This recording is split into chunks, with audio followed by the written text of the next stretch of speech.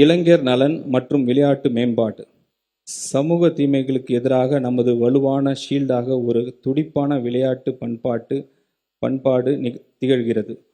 உடற்தகுதி ஊக்கப்படுத்தும் வகையில் சென்னை மெரினா கடற்கரையில் நடைபெற்ற ஸ்டார்ட் ரன் ஸ்டாப் ட்ரக்ஸ் போதைப்பொருள் எதிர்ப்பு ஓட்டத்தில் நமது மாண்புமிகு முதலமைச்சர் அவர்களின் நேரில் பங்கேற்று ஆயிரக்கணக்கான இளைஞர்களுடன் தோளோடு தோள் நின்று 3 கிலோமீட்டர் ஓடி இந்த நோக்கத்தை மிக ஆற்றலுடன் வெளிப்படுத்தினார்கள்.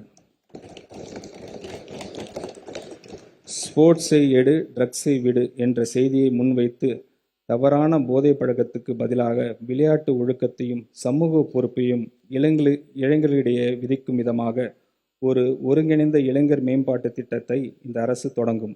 NCC, NSS போன்ற முக்கிய இளைஞர் அமைப்புகளை மருத்துவம், காவல் மற்றும் சமூக நலன் துறைகளுடன் ஒருங்கிணைத்து இளைஞரின் ஆற்றல் விளையாட்டு, சமூக சேவை மற்றும் நல்வாழ்வு போன்ற ஆக்கப்பூர்வ செயல்பாடுகளில் திசையில் நமது அரசு அவர்களை வழிநடத்தி கொண்டு செல்லும். அனைவருக்கும் விளையாட்டு, அனைத்து இடங்களிலும் விளையாட்டு என்பதன் மூலம் நமது எஜுகேஷன் இன்ஸ்டிடியூஷன் பாதுகாப்பானதாகவும் முற்றிலும் போதைப்பொருள் அன்று இடங்களாக திகழும். ஒலிம்பிக் போட்டிகளில் தங்கம் வெல்வதை நோக்கமாக கொண்டு சர்வதேச அளவில் விளையாட்டுத் துறையில் தமிழ்நாட்டை உச்சத்திற்கு கொண்டு செல்ல நமது அரசு உறுதி பூண்டுள்ளது. சிறந்த திறமையான விளையாட்டு வீரர்களை உருவாக்குவதற்காக 10 ஒலிம்பிக் சிறப்பு மையங்கள் மாநிலம் முழுவதும் அமைக்கப்பட்டு இதற்காக 50 கோடி ரூபாய் நிதி ஒதுக்கீடு செய்யப்படுகிறது. விளையாட்டில் ஆர்வம், திறமையும் கொண்ட 8 முதல் 12 வயதிற்கு உட்பட்ட இளம் பள்ளி மாணவர்களை தேர்ந்தெடுத்து அவர்களுக்கு உலகத்தரம் வாய்ந்த பயிற்சிகள் வழங்க 5 கோடி ரூபாய் ஒதுக்கீடு செய்யப்படுகிறது.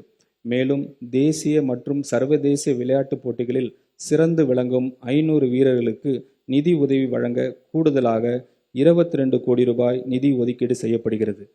தமிழரின் பாரம்பரிய விளையாட்டுகளான உலக அளவிற்கு கொண்டு செல்லும் தமிழ்நாட்டு கிராமிய விளையாட்டுப் போட்டிகள் நடத்த 42 கோடி ரூபாய், தமிழ்நாடு உடற்கல்வி மற்றும் விளையாட்டு பல்கலைக்கழகத்தின் உட்கட்டமைப்புகளை மேம்படுத்த 2 கோடி ரூபாய் நிதி ஒதுக்கீடு செய்யப்படுகிறது.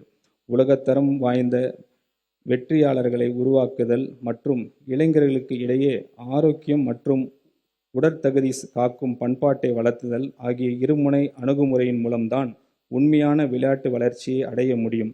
விளையாட்டு என்பது நமது பள்ளிகளில் இருந்து தொடக்கப்பட வேண்டும். தற்போது அரசு மற்றும் அரசு உதவி பள்ளிகளில் ஒவ்வொரு வகுப்பிற்கும் வாரத்திற்கு 2 PT வகுப்புகள் மட்டுமே உள்ளன. இந்த நிலையை மாற்றப்பட்டு பள்ளி நேரத்துக்கு பிறகு தினமும் 1 மணி நேரம் முறைப்படுத்தப்பட்ட விளையாட்டு மற்றும் உடற்பயிற்சி செயல்பாடுகள் அறிமுகப்படுத்தப்படும். இந்த திட்டத்திற்கு தேவையான ஸ்போர்ட்ஸ் எக்யூப்மெண்ட்ஸ் மற்றும் வசதிகள் அனைத்தும் அரசு மற்றும் அரசு உதவி பெறும் பள்ளிகளுக்கு வழங்கப்படும். இது மாணவர்களின் உடற்தகுதி, சிந்தனை திறன் வளர்ச்சி, கூட்டு செயல்பாடு மற்றும் ஒழுக்கத்தை வலுப்படுத்துவதுடன் மாநில, தேசிய மற்றும் சர்வதேச அளவில் சாதனைப்படக்கூடிய திறமை கொண்டவர்களை கண்டறிவதற்கு வழிவகுக்கும். மேலும் விளையாட்டு பொதுமக்களுக்கு கொண்டு சேர்க்கும் வகையில் அனைத்து ஊராட்சி ஒன்றியங்கள் மற்றும் நகர்ப்புற உள்ளாட்சி அமைப்புகளின் நெய்பர்ஹுட் ஸ்போர்ட்ஸ் ஃபெசிலிட்டிஸ், சிறிய உடற்பயிற்சி கூடங்கள் மற்றும் ஸ்போர்ட்ஸ் காம்ப்ளெக்ஸ் உருவாக்கப்படும்.